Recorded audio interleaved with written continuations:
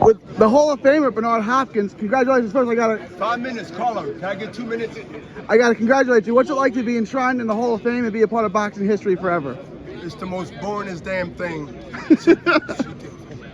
This Hall of Fame inductees for the last 3 times. It's been the most boring thing in my career, in my life. I don't understand how people can just shower me with all these great memories of a lot of things, and I wouldn't trade it in for the world. I wouldn't trade the history and the stories about my career amongst people that I've reconnected with. But I'm honored.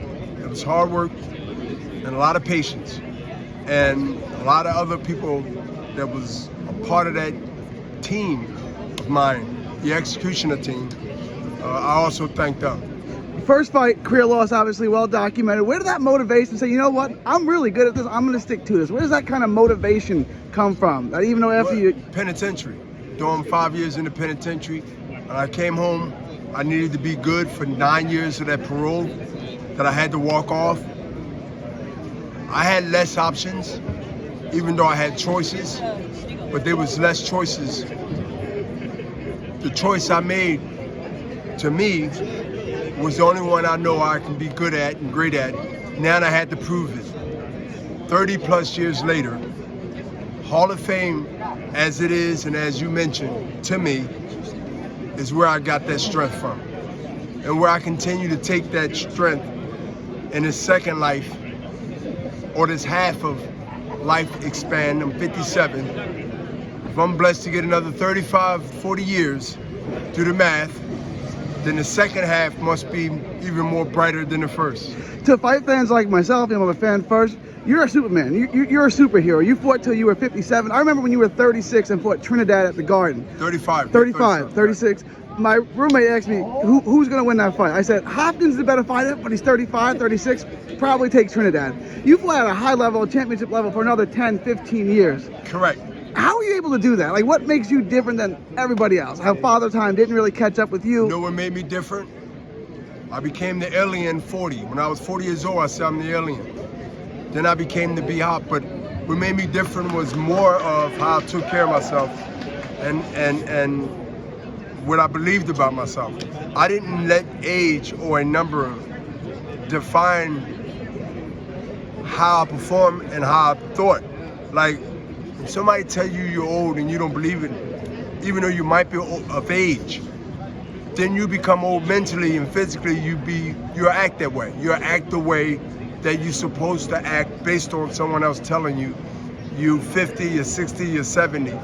So I didn't never really fall into, you're 35 years old and you're still fighting, or you're 47 years old and you're still fighting.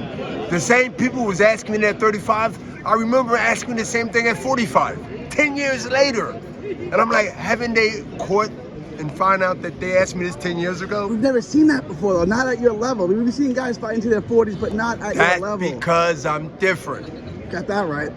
And I want to ask you, the other thing that made you different was you fought everybody. You didn't care, promotions, politics, you fought everybody.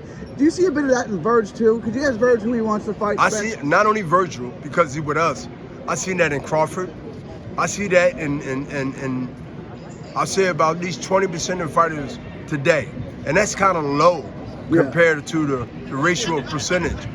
But the fighters that I believe, the 20% that think that way, I would like to say be higher, I doubt it, but it is what it is.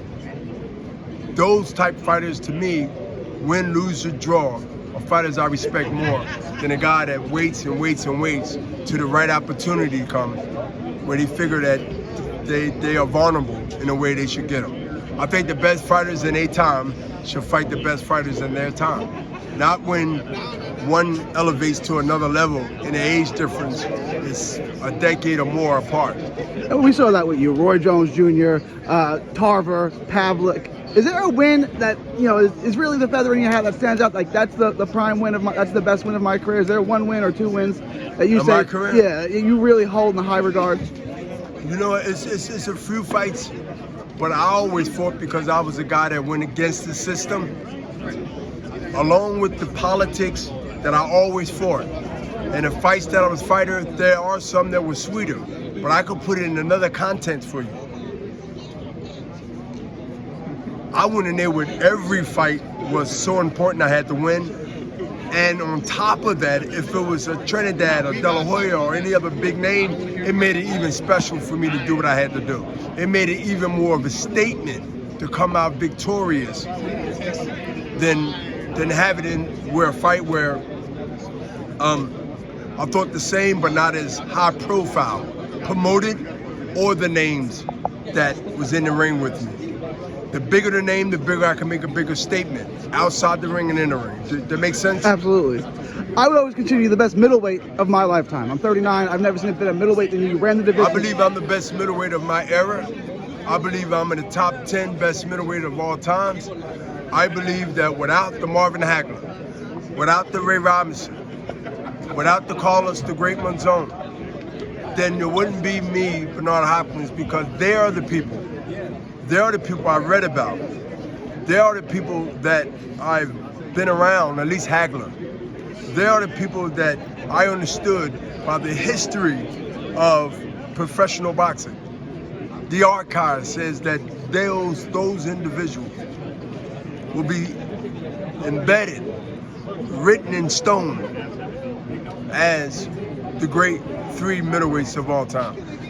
Certainly on the Mount Rushmore of middleweights. And I wanted to ask, Virgil Ortiz has a chance to do great things at welterweight.